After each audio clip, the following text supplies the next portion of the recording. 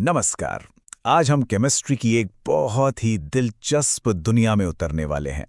एक ऐसी दुनिया जो दिखने में जितनी खूबसूरत है, अंदर से उतनी ही कॉम्प्लेक्स भी। हम बात करने वाले हैं कोऑर्डिनेशन कंपाउंड्स की, जिनके स्ट्रक्चर में ही एक पूरी की पूरी कहानी छिपी होती है। और ये है हमारी आज की कहानी का मेन कैरेक्टर। ये जो मॉलिक्यूल्स है ना, ये सिर्फ किसी केमिस्ट्री लैब तक ही सीमित नहीं है, बल्कि हमारे शरीर में हीमोग्लोबिन से लेकर पेंट्स और दवाइयों तक हर जगह इनकी एक बहुत जरूरी भूमिका है। जी हाँ, इनका नाम है कोऑर्डिनेशन कंपाउंड्स, या हिंदी में कहें तो समन्वय यौगिक। तो चलिए तैयार हो जाते हैं, क्योंकि अगले कुछ मिनटों में हम इसे बिल्कुल जीरो से बनाने वाले हैं। मतलब एक एक पुर्जा अलग करके समझेंगे और फिर उसे वापस जोड़कर एक पूरा मॉलिक्यूल तैयार करेंगे। तो शुरू करते हैं इस मॉलिक्यूल की एनाटॉमी को समझना। अच्छा, तो किसी भी चीज को समझने का सबसे अच्छा तरीका क्या है? उसे उसके बेसिक बिल्डिंग ब्लॉक्स में तोड़कर देखना। तो चलिए इन मॉलिक्यूल्स के साथ भी यही करते हैं और मिलते हैं इनके कोर कंपोनेंट से। हर कोऑर्डिनेशन कंपाउंड के दिल में होता है उसका सेंट्रल मेटल आयन। आप इसे एक टीम का कैप्टन या स्टार प्लेयर समझ सकते हैं। मतलब यही वो बॉस है जिसके चारों ओर पूरी टीम बनती है। ये आसपास के दूसरे मॉलिक्यूल्स से इलेक्ट्रॉन पेयर्स को एक्सेप्ट करता है और बस बॉन्ड बन जाता है। अब देखिए, स्क्रीन पर हमने इन दो मेन प्लेयर्स को अलग अलग रख दिया है। एक तरफ है हमारा कैप्टन यानी सेंट्रल मेटल, और दूसरी तरफ है उसकी टीम यानी लिगैंड्स। अब देखते हैं कि ये दोनों आपस में इंटरैक्ट कैसे करते हैं। लिगैंड्स होते हैं टीम के सपोर्टिंग प्लेयर्स। ये वो टीममेट्स हैं जो अपने इलेक्ट्रॉन पेयर, मतलब इलेक्ट्रॉन्स का एक जोड़ा, कैप्टन को डोनेट करते हैं। और इसी लेन देन से जो रिश्ता बनता है ना, उसे ही हम कोऑर्डिनेट बॉन्ड कहते हैं। और हाँ, ये लिगेंड्स भी कई तरह के होते हैं। मोनोडेंटेट मतलब मोनो यानी एक, तो ये मेटल को एक ही जगह से पकड़ता है। बाइडेंटेट मतलब बाय यानी दो, ये दो जगहों से जुड़ता है। और फिर आते हैं पॉलीडेंटेट, पॉली यानी बहुत सारे। ये तो समझ लीजिए लिगेंड्स की दुनिया के एमवीपीज हैं, मतलब मोस्ट वैल्यूएबल प्लेयर्स, जो मेटल को कई जगहों से जकड़कर एक सुपर स्टेबल पकड़ बना लेते हैं। तो अब जब हमारे पास कैप्टन भी है और टीम भी, तो देखते हैं कि ये सब मिलकर एक स्टेबल स्ट्रक्चर कैसे बनाते हैं। ये जो नंबर है ना, सुनने में बड़ा सिंपल लगता है, कोऑर्डिनेशन नंबर, पर असल में यही वो मास्टर ब्लूप्रिंट है जो पूरे मॉलिक्यूल का फाइनल 3D शेप तय करता है। ये बस हमें ये बताता है कि कितने लिगैंड एटम्स सीधे सीधे मेटल से जुड़े हुए हैं। और ये रिश्ता यहाँ बिल्कुल साफ साफ दिखता है। देखिए, अगर कोऑर्डिनेशन नंबर 2 है तो शेप होगा लीनियर, एकदम सीधी लाइन। अगर 4 है तो टेट्राहेड्रल या स्क्वायर प्लेनर शेप बन सकता है। और अगर 6, जो कि बहुत कॉमन है, तो बनेगा ऑक्टाहेड्रल शेप। है ना कमाल? बस एक नंबर और पूरा का पूरा 3D डिजाइन तय हो गया। अच्छा, स्ट्रक्चर तो बन गया, पर अब इसके नाम भी तो रखना पड़ेगा, है ना? और केमिस्ट्री में नाम रखने का भी एक पूरा, कह सकते हैं, एक सिस्टम है, एक खेल है जिसके कुछ नियम है। हाँ, मानता हूं नियम थोड़े ज्यादा लग सकते हैं, पर चलिए एक एक करके इसे तोड़ते हैं।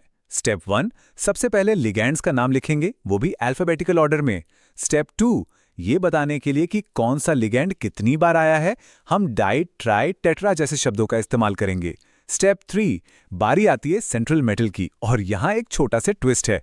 अगर पूरे कॉम्प्लेक्स पर नेगेटिव चार्ज है तो मेटल के नाम के आखिर में 8 लगा देंगे। और आखिरी स्टेप, मेटल की ऑक्सीडेशन स्टेट को रोमन न्यूमरल्स में ब्रैकेट के अंदर लिख देंगे। बस। चलिए इस चीज को एक असली उदाहरण से समझते हैं। यहां हमारे पास क्या है? दो लिगैंड्स हैं, NH3 जिसे हम अमीन कहते हैं और Cl जिसे क्लोरो कहते हैं। अब अल्फाबेट के हिसाब से अमीन पहले आता है, और कितने अमीन हैं? 4, तो ये हो गया टेट्रा अमीन। फिर है 2 क्लोरो, तो डायक्लोरो। इसके बाद मेटल का नाम जो है कोबाल्ट। इसकी ऑक्सीडेशन स्टेट यहां 3 है। और हां, वो जो ब्रैकेट के बाहर Cl है उसे बस क्लोराइड लिख देंगे। तो सब जोड़कर क्या बना? Tetra amine डायक्लोरोकोबाल्ट 3 chloride. देखा, एक बार सिस्टम समझ आ जाए तो ये एक पजल सॉल्व करने जैसा है। अब तक सब सीधा सीधा चल रहा था, है ना?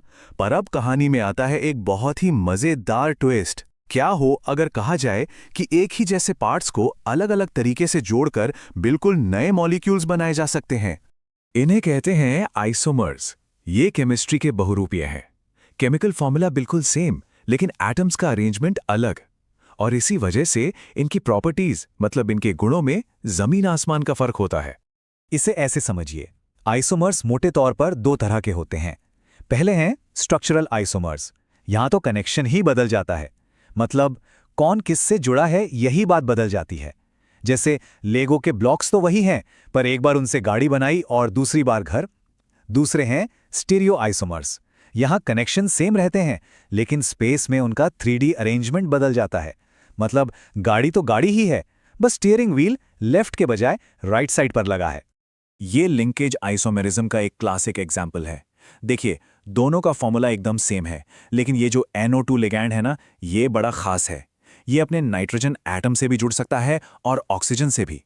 तो एक केस में ये नाइट्रोजन से जुड़ता है और दूसरे में ऑक्सीजन से। सोचिए, सिर्फ एक एटम का कनेक्शन बदला और पूरा कंपाउंड ही बदल गया। और ये है ज्योमेट्रिकल आइसोमेरिज्म। यहां देखिए, जब एक जैसे लिगेंड्स एक दूसरे के पड़ोस में होते हैं, मतलब 90 डिग्री के एंगल पर, तो उसे कहते हैं सिस आइसोमर।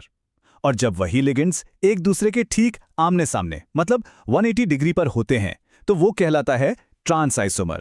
और ये छोटा सा पोजिशनल चेंज मॉलिक्यूल के रंग से लेकर उसकी बायोलॉजिकल एक्टिविटी तक सब कुछ बदल कर रख सकता है। तो इतना सब कुछ समझने के बाद सवाल ये उठता है कि आखिर ये अरेंजमेंट, ये स्ट्रक्चर इतना मैटर क्यों करता है? इसकी अहमियत क्या है? इसका सीधा सा जवाब एक शब्द में है, स्टेबिलिटी, यानी स्थिरता।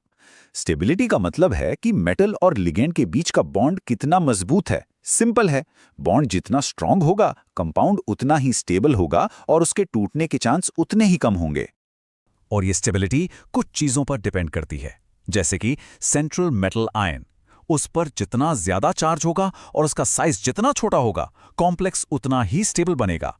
और फिर आते हैं लिगेंड्स। यहां पर पॉलीडेंटेट लिगेंड्स अपना जादू दिखाते हैं। जब ये मल्टीपल जगहों से मेटल को पकड़ते हैं ना, तो एक रिंग जैसी बन जाती है। इसे कीलेट इफेक्ट कहते हैं। ये बिल्कुल वैसा है जैसे कोई पंजा किसी चीज को कस के जकड़ ले। इससे मॉलिक्यूल को जबरदस्त स्टेबिलिटी मिलती है। तो हमने आज क्या देखा? हमने देखा कि कैसे एटम्स के अरेंजमेंट में जरा सा बदलाव, एक छोटा सा ट्विस्ट, पूरे मॉलिक्यूल की पहचान बदल सकता है। ये एक तरह की मॉलिक्यूलर आर्किटेक्चर है। तो अब सोचने वाली बात यह है कि इस आर्किटेक्चर की कला में महारत हासिल करके हम भविष्य में और कौन-कौन सी नई संभावनाओं के दरवाजे खोल सकते हैं।